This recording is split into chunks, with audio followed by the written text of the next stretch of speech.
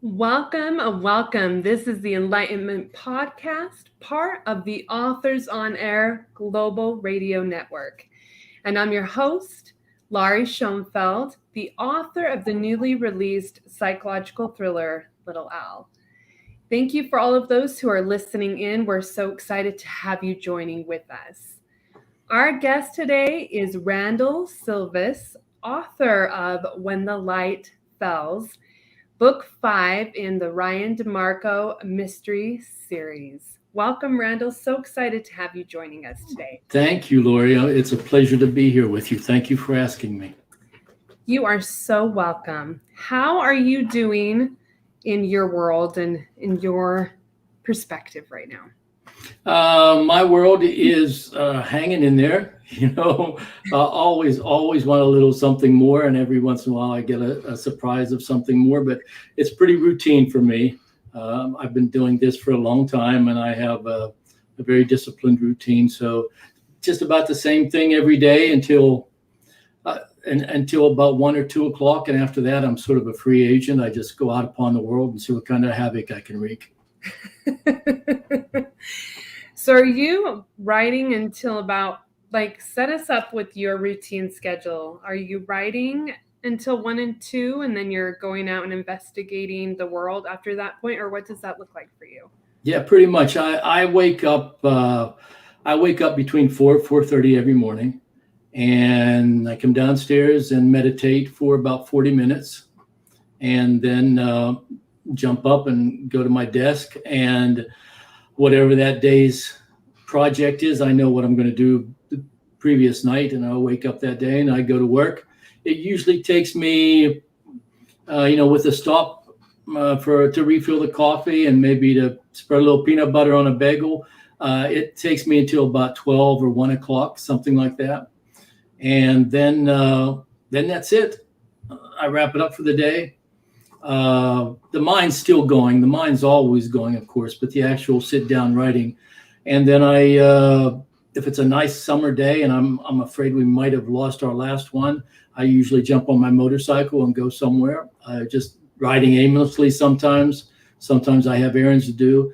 I tend to get back unless I get sidetracked and I end up 3 states away on my motorcycle. I tend to get back about 6 o'clock. Make myself a little dinner, clean up, sit down at the computer, look at where I went that day and what I'm going to do the next day. And then it's upstairs with usually me and Netflix or the Discovery Channel. Yes. Okay. You mentioned that your mind is still processing as you're going about your day.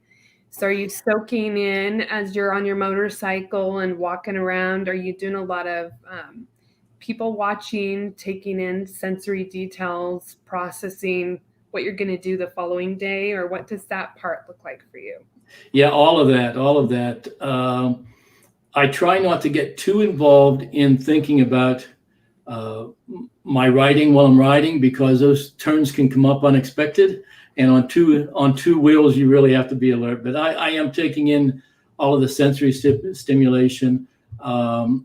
If I see a really interesting building somewhere, if I go through a small town, I might pull over and take a little walk, take some photos of it with my phone. If I get a great idea and it won't leave me alone, I'll pull over and then put it on a phone memo on my phone. Sometimes I always carry a notebook with me and a pen, and sometimes I'll stop and get a nice coffee and find a little park or someplace to sit if I have an idea and I just really want to get it down. But I will only, if I know it's going to be very short, like a 500 to 1,000 word story, I might sit and write the whole thing. If I know it's going to be longer than that, then I'll just jot down a lot of fragments of sentences and notes and stuff. And then I get back on the bike and head on home. But yeah, it's the bike, being on a motorcycle. I don't know. Do you ride motorcycles? I love driving fast. I've never been on a motorcycle, so you'd probably like a motorcycle then, because I prefer the kind without a helmet. Certainly no radio, just stripped down, me and nature, bugs in the face. My butt's about 3 feet off the concrete, and you can just take it all in. And it is probably the most relaxing thing I do in my life. Meditation is good, but meditation sometimes is a little bit of work too. But the moment I throw my legs over that 1600 cc engine, I'm out of this world and into another world. And no phone calls. Even if I feel the phone vibrating in my pocket, I'll wait until I make a natural stop, and then I'll tell the person, "Oh, I didn't even hear it. I was on the bike." So it's a way of separating myself from the noise of the world, but immersing myself in the beauty and the nature and the serenity of the world.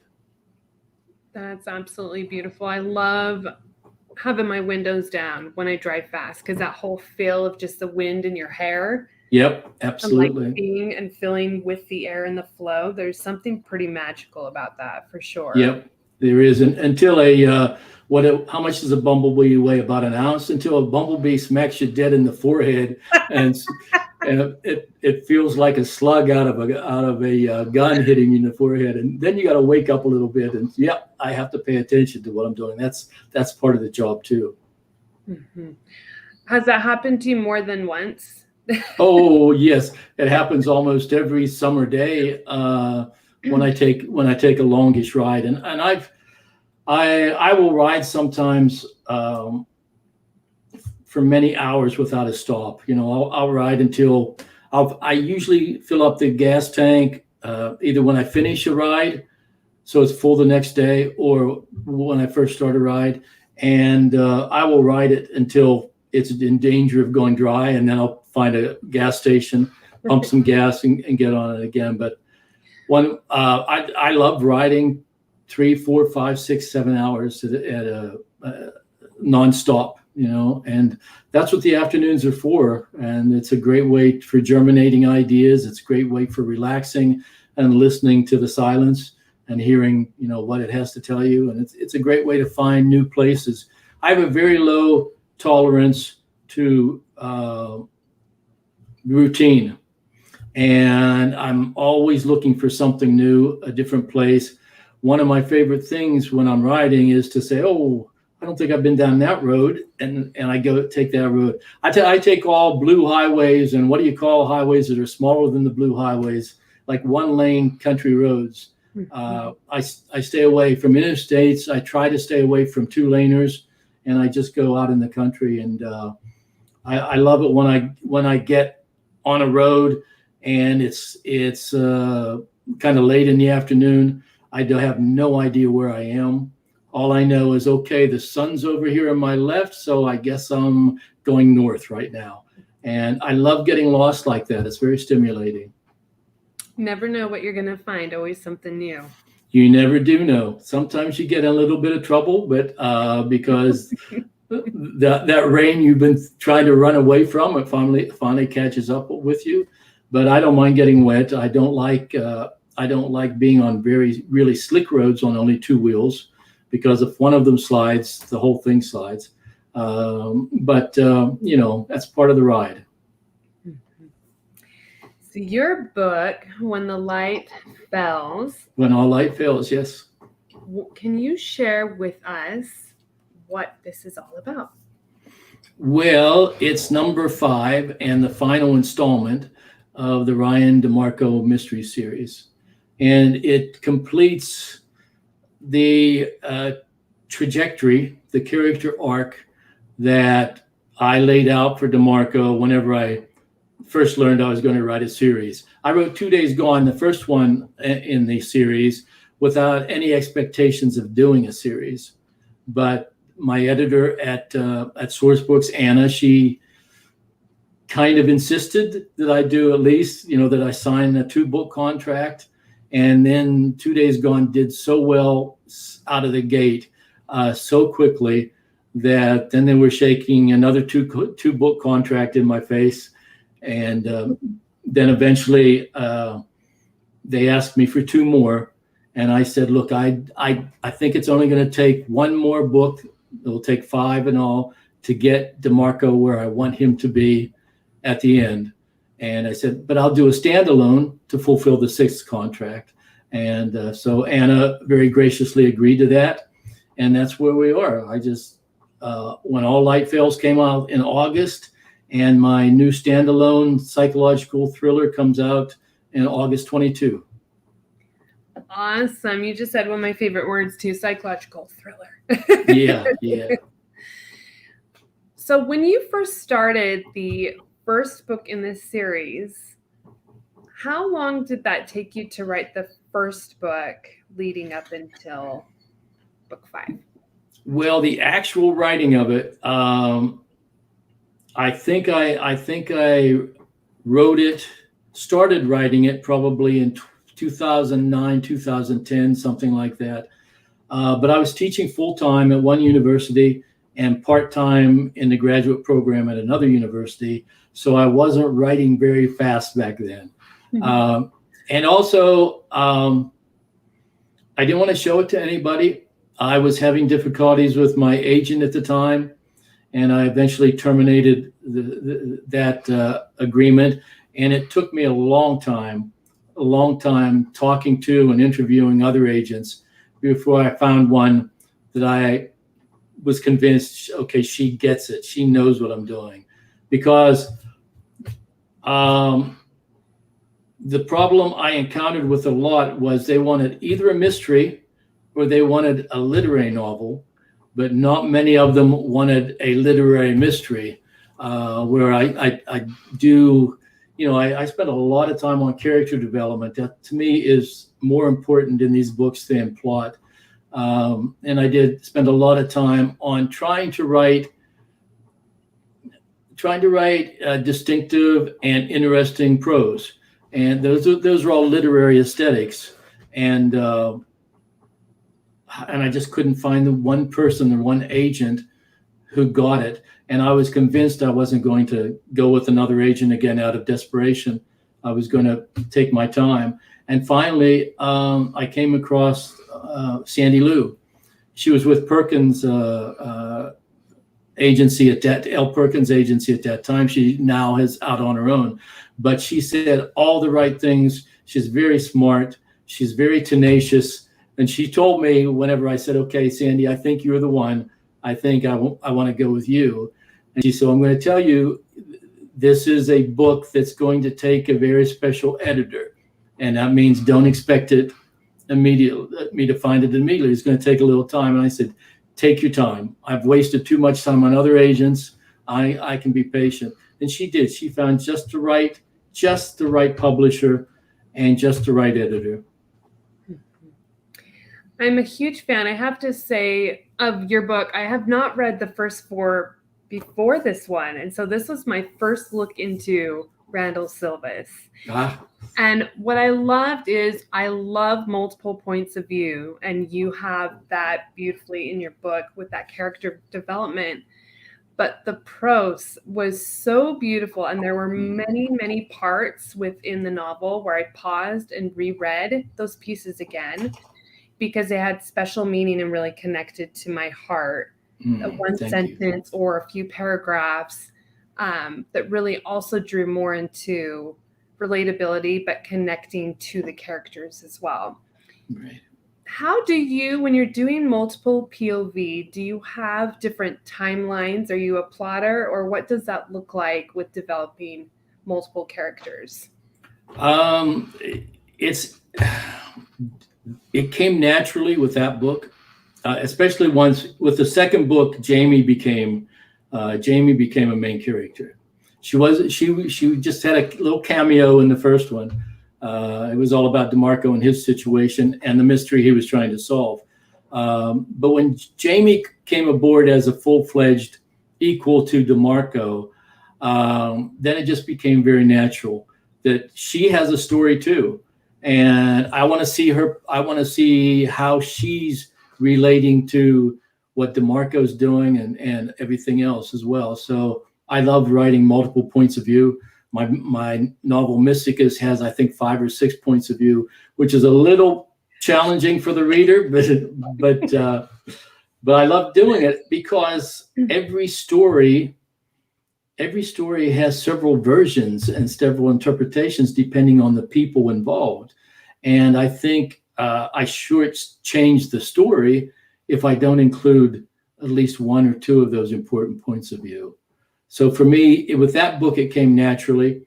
I'm writing another novel now, which is I guess you'd call it a mainstream novel, and it's based on each individual chapter is based on a title from a Beatles song. So the title of the book is A Long and Winding Road, and it's about two characters, Susan and Jerry, and about where they start at the beginning together and where they end up at the end.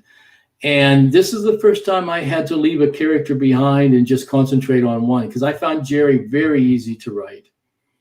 And because I'm dealing with a young woman in her 20s, and she has a job that I'm not terribly familiar with, and they're in a city that at this point she's in a city that I'm not terribly familiar with, I have to ask the females in my life, give me some good stuff here. Give me some good stories, some good anecdotes. Tell me some things that have happened to you when you were in your 20s, things that were pivotal in your life. So I've sort of left her behind while I'm working on Jerry's storyline, but then I'm going to come back and weave them together. I'm sorry. I was just going to say it all depends. It all depends on the story. The story decides its form for me, and it decides its voice. And it decides, that's how I know it's working, if it tells me where it's going to go instead of me trying to push it somewhere. And for a while, I felt like I was trying to push Susan in a certain direction. And so I thought I'd better back off on that and let her tell me if she ever does. If she doesn't, I don't know what I'm going to do. But yeah, I let the story decide where it wants to go. Mm-hmm. You have in here, without spoiling anything, you have a scene within your book where there's a few near-death experiences. Have you personally experienced something that's been a near-death experience, or know of someone that has? I have experienced the near-death experience kind where I've almost died or probably should have died, but I haven't experienced the out-of-body near-death experience. But I am very, very interested, and always have been, in the paranormal. And I've had a lot of things happen to me from the time I was very small, things that are impossible to explain through, contemporary science or logic. And that is the gist of the novel that's coming out in August, The Deepest Black. So I finally decided I'm going to write about this stuff, because I always pushed it to the side of my life, and I never did. But it started creeping in to DeMarco's life because he lost a son, and that's in the first book. So bit by bit, there was more and more of the paranormal things happening to DeMarco in each book. And I thought, okay, he has to have, for this fifth book, for him to get where he needs to be and where I want him to be, he needs to have a near-death experience. So, and that's not a spoiler, because too many people have already spoiled that in their Goodreads and Amazon reviews. So they talked about his. So yes, at the beginning of When All Light Fails, DeMarco is in the midst of his near-death experience. I really love, because I've had a near-death experience too, and so how you bring in like his appreciation for things in a completely different aspect. You don't really think of those things until you go and you have that moment where the things that mattered so much to you don't matter in the same way, or not at all, Right. from that. Right. Yeah, I spent months listening to on YouTube near-death experiences from individuals, and some of them you listen to enough of this stuff on paranormal channels and Coast to Coast AM, Mysterious Universe, Supernatural, all of those, Fade to Black. You listen to enough of those, at least it seems to me, it becomes fairly easy to tell who's a crackpot, who's a quack, and who's for real. And there were some that were just so compelling to listen to and so genuine and authentic. But they all say their lives are changed afterwards. Mm-hmm. Their lives are completely changed afterwards. And for one thing, they don't fear death. And strangely, I never have feared death. I've always kind of been looking forward to it as the next, and sometimes with great frustration, like, come on, let's go. I want to learn something more. And you're not giving me any of that good stuff down here. So, but that's the one thing. They get a new appreciation for life and for just the small moments in life. And so it was very natural for that to happen to DeMarco too. Mm-hmm. You have a poem in your book called The Path, which I read 3 times because it was just so beautiful and so profound in multiple areas. Thank you.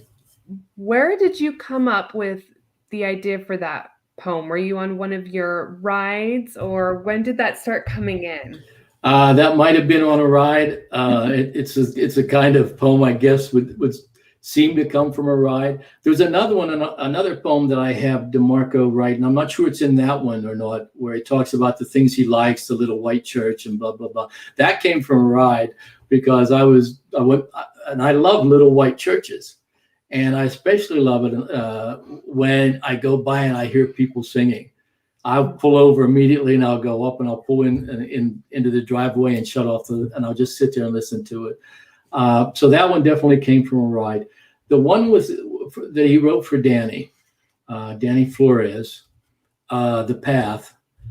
That just, I said, he needs to tell her something. He needs to tell her something important that he has learned. But, sometimes you can't lecture people because and she's an very angry young woman at this time. And if you try to lecture people or try to preach to people, sometimes they don't like it. So I thought a more subtle way would be with some poetry. And he's developing his own subtleties as well. And so, DeMarco wrote it. And once I had the first few lines, then like everything else that I think is viable, the rest of it wrote itself. You also have a sentence in there where you talk about the things that you lose, you miss the most. So you never know that you are going to miss them until you have lost them. And I resonated with that as well. Yeah. I lost my voice for a few months, and you don't really appreciate the full capacity of what you have and the value of it until it's gone. Go ahead. No, you. I'm sorry. Oh, you're fine. You're totally fine. What is something that you have lost that you missed the most or didn't appreciate?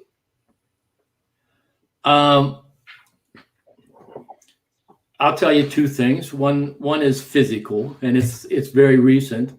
About probably 10 or 11 months ago, all of a sudden my right thumb froze up, and I had pain right all down through the hand and into the wrist, and I couldn't bend this knuckle. I had another biker when I was out riding one time, and I said, because my hand was numb from riding, and I said, I can't move this thumb. I haven't been able to move it or bend it. And you never know what you can't do when you don't have that thumb. Just simple things like taking a lid off a jar of pickles or something. So many ways it affects you. Fortunately, it's coming back. I can actually get a bend in that thumb now, and most of the pain is gone. But the thing that's more important than the physical, I think, I told you that I meditate every morning, and one of the things I do at the end of the meditation is I thank the universe for the people in my life and for the blessings and the gifts that I've been given. And I speak to my mom and my mom and my dad have both passed, and my oldest brother, he would have been 6 years older than me. He died at 9 months old when my dad was helping fight the war in the Pacific. So my father never got to see him, alive or dead. But he's passed too, and I keep a photo of those three on my mantle. So when I finish, I thank my mom and my dad and my brother, because I thank them for being a part of my life and for all the sacrifices they made and for the meaning they brought to my life. Because I didn't do enough of that when mom and dad were alive. As you get older, you think about it, but when I was young, I didn't. And I thank my brother because I was a pretty lonely child. I wasn't an orphan, but I sort of felt like one. My brother and sister were too much older than me, or I was just a nuisance to them. So, and my mom and my dad were both factory workers, so they were away a lot. And you can only throw so many bowls of Chef Boyardee at your babysitter before the babysitter stopped coming. And we had been blackballed by just about every babysitter in 3 counties. So I spent a lot of my time from probably 6, 7 years old alone. And the woods were my sanctuary. But when things got really bad, and I was old enough to do it, and that was probably 8 or 9 years old, I would ride my bicycle 4 miles to the town where the cemetery was, where my brother was buried. And for some reason, he was born on July 14th, 6 years before me. I was born on July 15th. So I felt we had some kind of connection. And I needed that person in my life, like an older brother that I could confide to. And all of my broken hearts, everything, that bothered me from then through my 20s, probably, I would stop and have a chat with my brother. And it made me feel better. But so them I thank, and then I also thank all of the people in my life that I did not give enough time to, who are in spirit. And that includes my aunts, my uncles, my cousins, classmates who have passed, and I thank them for trying to be my friend, and I apologize for not opening up to that friendship. I let them know that I love them and I'm grateful for them, and I regret that I was so guarded and so I protected myself from emotional, and I just apologize to them and send them my love. And so that's something that I have regretted for a long time, not opening myself up to my parents, to friends who wanted to befriend me, and to relatives who I saw, but instead of instigating closer relationships with them or just allowing a closer relationship, I didn't, and I regret that very much. Thank you so much for sharing that, Randall. Oh, sure. It's hard to. There's no reason not to share stuff once you've put it in a book. And I put out a collection of reflections, sort of my first installment of a memoir, and I just put that out not too long ago, called From the Mirror: Reflections on Living, Writing, and Dying Well. And I talk a lot about in there about all the mistakes I've made in life, and so that maybe some other people younger might read it and think, I don't know enough about my grandfather. I better talk to him and find out about him before he passes. Mm-hmm. I still remember there are pieces of my great-grandma when I was 14, and I had an interview I had to do in English of talking to one of your ancestors still living and talking to them about their experiences and what they went through. And I still remember that sit-down conversation with my great-grandma as she's talking to me about Germany and what she went through and how she grew up. And I'm so grateful that I had that conversation with her, because I still remember it to this day, and just learning new pieces about her.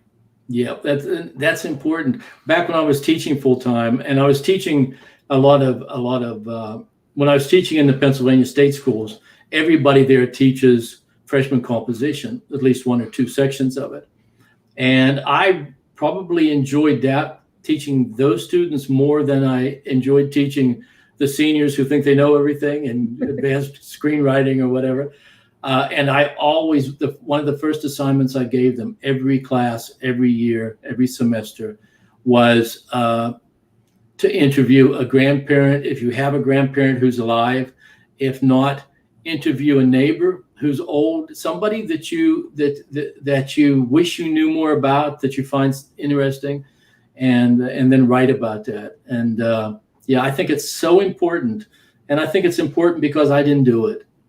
I have vague recollections of my maternal grandmother and of my paternal grandfather, but I never had any interaction with my grandfather, and I just had little tiny bits. I remember the day she died.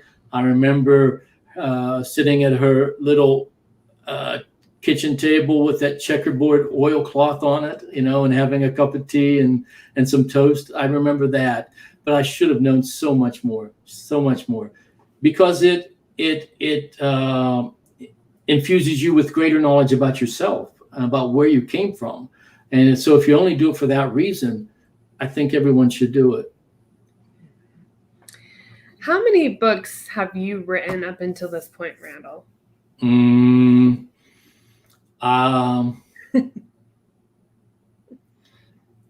I knew until I started working for Source Books, because, as I said, they gave me a 2-book contract, and then it wasn't very long before and then they issued a contract to reprint my 2 Edgar Allan Poe mysteries, and then they gave me another 2-book contract. And I think the day my agent called me to tell me, or the day after, a couple of days after, when she told me about the first 2-book contract from Source Book, she called me up and she said, "Hey, I got you a 2-book contract with Thomas and Mercer," and based on one novel that I'd written. And so I had something like 6 books under contract at one time for Source Books, and then they gave me another 2-book contract. And at one point, that's when I stopped teaching, by the way. I had 6 books under contract, and Thomas and Mercer's editing process is very compressed, and it happens very quickly. And Source Books was more traditional. And I was going through that process with 2 publishers at the same time, and trying to read 120 essays every 3 weeks. And so I said, something has to give. And of course it was teaching. I've been doing that long enough. So at that point, I knew how many I'd published. Let me swing this around. No, it's too difficult. Maybe it is. Those books on top of my desk, Yes. I don't know. Those are books I published in the last 5 years. So I think with The Deepest Black, I'll be up to 27, something like that. What have you learned, for all those who are listening that are writers and are trying to find their space in their storytelling? What have you learned from the first novel versus where you are right now within your writing journey? My first book was The Luckiest Man in the World, which was a collection of short stories that won the Drue Heinz Literature Prize. So my first novel was my second book. And I was kind of taken aback by the fact that so many people didn't get it. They didn't get it. It was a little bit of parody, a little bit of sarcasm, a little bit of comment on society. And some people didn't get it, and that threw me.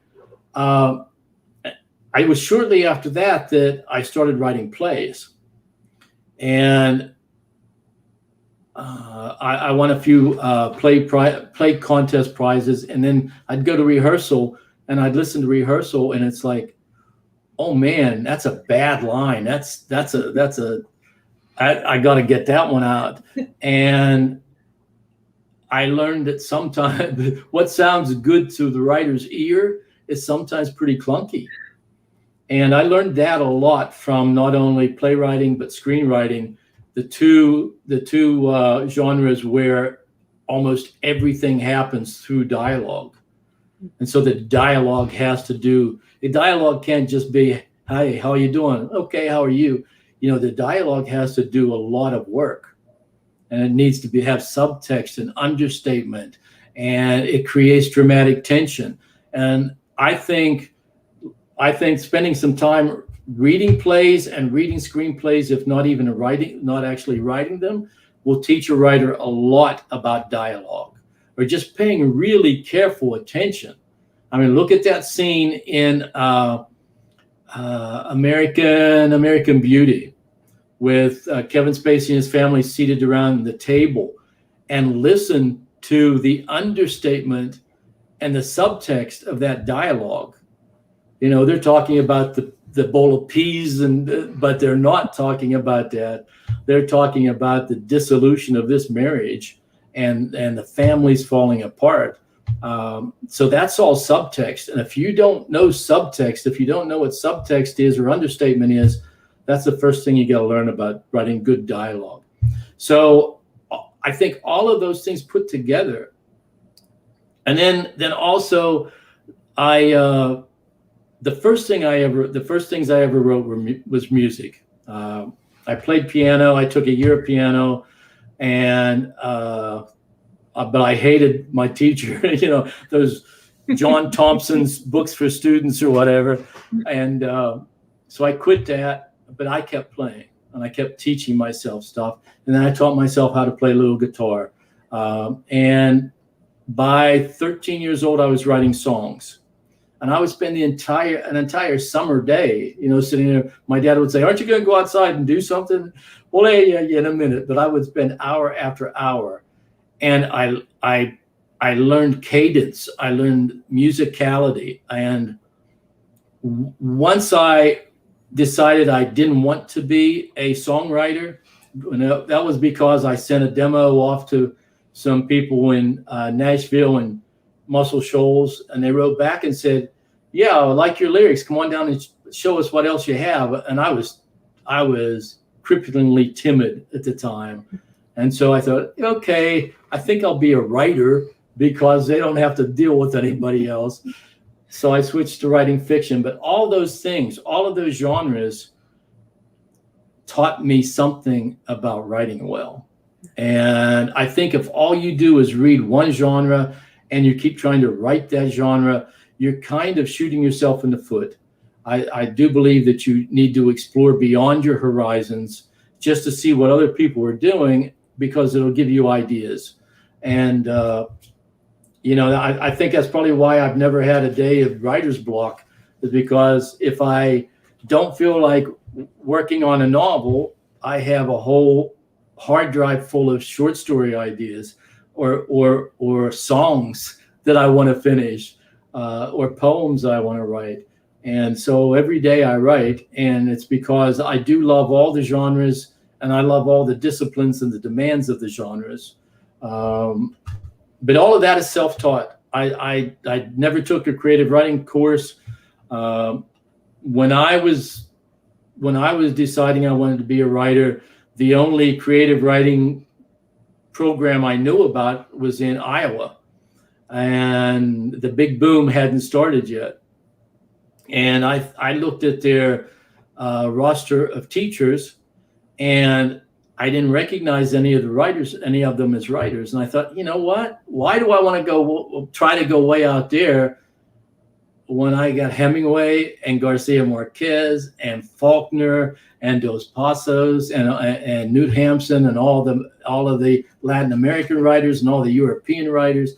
So those were my mentors, and that's how I learned. Even though I would read stuff in genres I didn't particularly want to write, like science fiction, hard science fiction, I would still read it because I knew I could get something out of it. I could learn what to do or what not to do. Some of the writers told me what not to do. But yeah, that was my writer's education. I'm sorry, you get me rambling. I'll just go off in all 6 different directions. I love it so much, Randall. And actually, when you were mentioning the piano, because I play the piano, and I love writing songs too. So I was like, yes, keep talking about that too. So. Well, I had a wonderful experience recently with songwriting.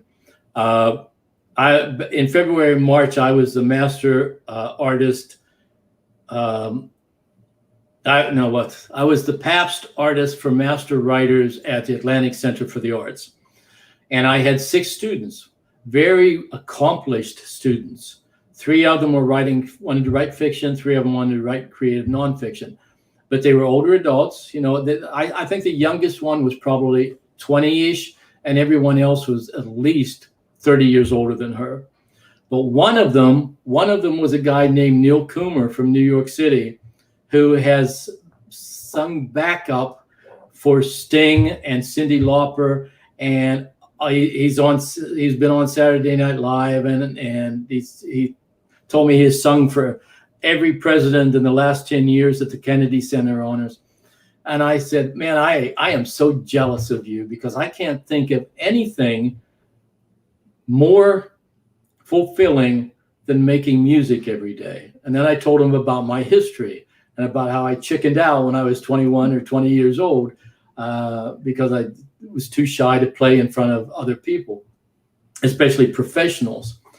And we talked, and we had a really great rapport. We stayed in touch with each other afterwards. I stayed in touch with the whole group. So I'm driving home from Florida to Pennsylvania, and I'm listening to No Shoes Radio, and along comes a song about losing a girl. And I won't tell you who the artist was, but I said, oh man. And I named the artist. I said, I could write a better song than that. And so then I said, the little guy on my shoulder said, well, then prove it. So I turned the radio off, and I got this melody, and then I heard a line. So I wrote a song. And then I come home, I go back to writing, and somebody from the group at Atlantic Center for the Arts sends me an email, and they're always group emails. And they said, what are you doing now that you're back home? And I said, well, I did this. And I wrote a song on the drive back home. And Neil contacted me privately by email, and he said, I would love to hear that song. And I said, no way. No way am I showing a song that I wrote and sang, or wrote the lyrics and the music for it. No way am I showing that to a professional. I said, you deal with likes of Sting and Cyndi Lauper and all these other names. And I said, no way in hell. And he said, come on. He said, you really changed my life at ACA. He wanted to write creative nonfiction, but he felt like he was probably as timid as I was when I was first writing songs, because he felt like he didn't know anything about it. But they were hilarious. They were insightful. And I told him that. And I gave him a lot of well-deserved encouragement.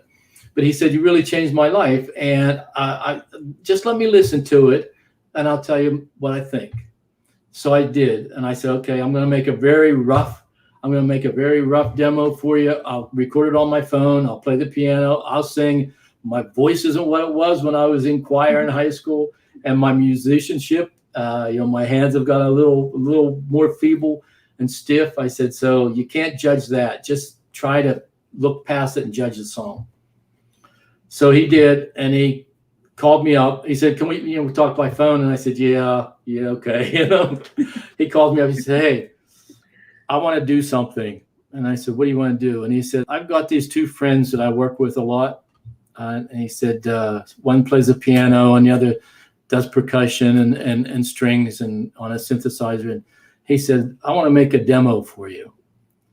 And I said, oh, no way. It's not that good. And he said, no, I really love it. He said, let me make a demo. So he did. and a friend of mine put it up on YouTube. So if you go to the YouTube channel, Randall Silvis YouTube channel, besides some talking that I do on a couple of things, you will see one that has a piano as a photograph. And that's the song I wrote on my drive home from Florida. And Neil Coomer and his two friends made a beautiful professional demo for me out of it.